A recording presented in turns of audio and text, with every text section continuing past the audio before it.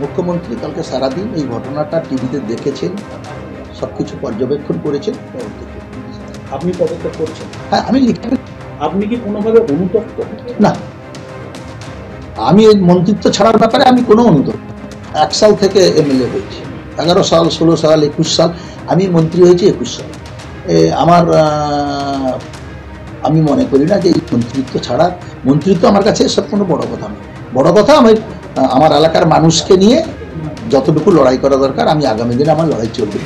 আপনি গতকাল একটা বলেছিলেন যে বন দপ্তরের দুর্নীতির অনেক, এটা দুর্নীতির ব্যাপারটা আমি তো আপনাদের বলে দিয়েছি। আজকে যারা টিভি মিডিয়া গেছিল, চ্যানেল গেছিল, সংবাদ মাধ্যম গেছিল, সেখানে গ্রামের মানুষ বলেছে বন দপ্তরের কর্মীরা কিভাবে গ্রামের মানুষের কাছ থেকে টাকা নিয়ে দোকান বসিয়েছে। সেই দুর্নীতির কথা গ্রামের মানুষরা আপনাদের সংবাদ মাধ্যমে বলেছেন, সেটা আমার মুখ থেকে শুনে কোনো লাভ নেই। আপনার কাছে কি কিছু তথ্য রয়েছে? তথ্য যা আছে আমি পরে বলবো। বন দপ্তরের সঙ্গে যে এই ঝামেলাটা, শুধু কি এটা কি উপলক্ষ, না দুটো আসন হেরে যাওয়ার জন্য এই তড়িঘড়ি করে এই সিদ্ধান্ত নেওয়া? আমি জানি না, দুটো আসন হেরে যাওয়ার আমার মনে হয় না এটাতে কোনো পলিটিক্যাল কোনো আঁচ আছে। এই ঘটনার সঙ্গে এই পদত্যাগের ঘটনা পলিটিক্যালি কোনো আঁচ আছে বলে আমার মনে হয় না। অখিল গিরি দীর্ঘদিনের রাজনীতিবিদ এবং মমতা বন্দ্যোপাধ্যায়ের সঙ্গে এর আগেও যুব কংগ্রেসে থাকার সময় তিনি রাজনীতি করে এসেছেন, তৃণমূলের প্রথম দিনের সৈনিক।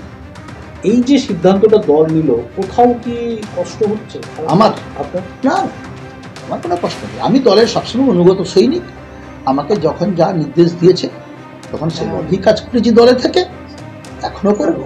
আগামী দিনে আমি নিজের জনপ্রতিনিধি হিসাবে লড়াই করবো। আমার কাছে যদি কোনো পদও না থাকে, আমার রাজনৈতিক জীবনের অভিজ্ঞতা থেকে আমার যে লড়াই করার যে অভিজ্ঞতা, সেই লড়াই আমার করবে। এর আগেও আপনি রাষ্ট্রপতি সম্পর্কে একটা কুরুচিকর মন্তব্য করেছিলেন, যার জেরে গোটা দেশ জুড়ে বিতর্ক তৈরি হয়েছিল। পরবর্তীকালে আরও বিভিন্নভাবে, এবং গতকাল এই মহিলা রেঞ্জারের ক্ষেত্রে, মানে এই বিষয়টা ঠিক কেন আপনার সঙ্গে, বা আপনি কেন এইরকমভাবে সবসময় বিতর্কে জড়িয়ে পড়েন? এবার একটা পরিস্থিতির সময় আমার মুখ থেকে কখনো কখনো এসব কথা বেরিয়ে পড়ে। পরিস্থিতির সময় আমি একটু উত্তেজিত হয়ে যাই। উত্তেজিত হওয়ার সময় বোধ হয় আমার মনে হয় যে কথাগুলো আমি উচ্চারণ করি, সেই কথাগুলো পরবর্তীকালে মনে হয় বোধহয় না বললেই ভালো হয়, কিন্তু তখন তো কথা বেরিয়ে গেলে তার ফেরানো যায় না। তো সভাপতি কারণেই হয়তো আমার নিজের ভুল হয়েছে, তার জন্য। মহিলা রেঞ্জারকে কি আপনি কোনোভাবে ফোন করে ক্ষমা কিছু চেয়েছিলেন? আমি তখন আধিকারিকের কাছে ক্ষমা চাই না। আমার রাজনৈতিক জীবনে কোনদিন আধিকারিকের কাছে ক্ষমা চাই না, এবং আমার ক্ষমা চাওয়ার কোনো প্রশ্নই উঠে না। তৃণমূলের বরখাস্তের হুঁশিয়ারির পরই অখিলগিরির পদত্যাগের ঘোষণা, এবং অখিলগিরি পরিষ্কার জানালেন মন্ত্রিত্ব ছাড়ায় তিনি অনুতপ্ত নন, এবং আধিকারিককে, সরকারি আধিকারিকের কাছে ক্ষমা চাওয়ার কোনো প্রশ্নই ওঠে না।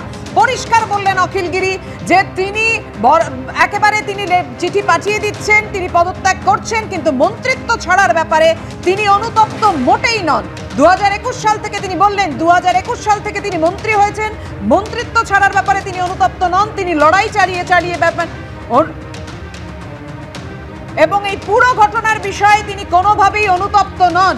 তৃণমূলের হুঁশিয়ারির পরই পদত্যাগ অখিলগিরির, কিন্তু এই পুরো ঘটনার বিষয়ে তিনি মোটেই অনুতপ্ত নন। আধিকারিকের কাছে ক্ষমা চাওয়ার কোনো প্রশ্নই ওঠে না।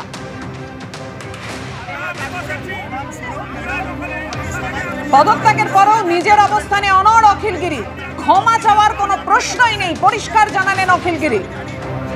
রেঞ্জ অফিসারের কাছে ক্ষমা চাইব না জানিয়ে দিলেন অখিলগিরি। মহিলা রেঞ্জ অফিসারকে শাসানি, মন্ত্রিত্ব থেকে পদত্যাগের ঘোষণা অখিলগিরির। গোটা ঘটনায় কোনোভাবেই অনুতপ্ত নন অখিলগিরি।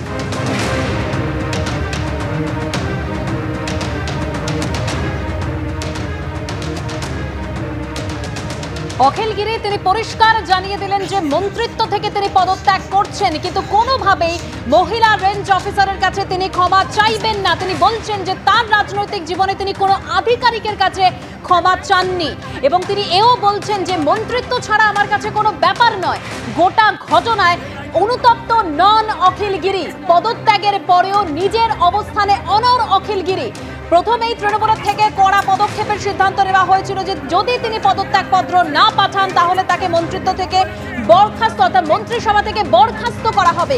সেই হুঁশিয়ারির পর অখিলগিরি তিনি নিজে স্পষ্টভাবে জানিয়ে দিলেন যে মন্ত্রিত্ব থেকে তিনি পদত্যাগ করছেন, আগামীকাল তিনি পদত্যাগপত্র পাঠাবেন, কিন্তু মহিলা রেঞ্জ অফিসারের কাছে কোনোভাবেই তিনি ক্ষমা চাইবেন না।